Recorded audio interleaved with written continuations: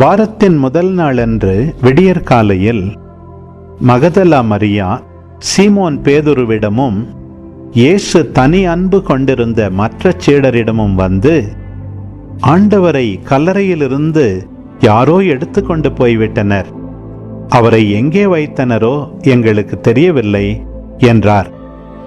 இதை கேட்ட பேதுருவும் மற்ற சீடரும் கல்லறைக்கு புறப்பட்டனர். இருவரும் ஒருமித்து ஓடினர். மற்ற சீடர் பேதுருவை விட விரைவாக ஓடி முதலில் கல்லறையை அடைந்தார். அவர் குனிந்து பார்த்தபோது துணிகள் கிடப்பதை கண்டார்.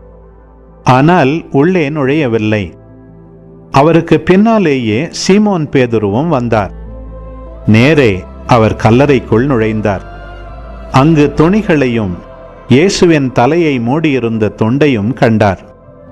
அத்துண்டு மற்ற துணிகளோடு இல்லாமல் ஓரிடத்தில் தனியாக சுருட்டி வைக்கப்பட்டிருந்தது. பின்னர் கல்லறைக்கு முதலில் வந்து சேர்ந்த மற்ற சீடரும் உள்ளே சென்றார். கண்டார், நம்பினார்.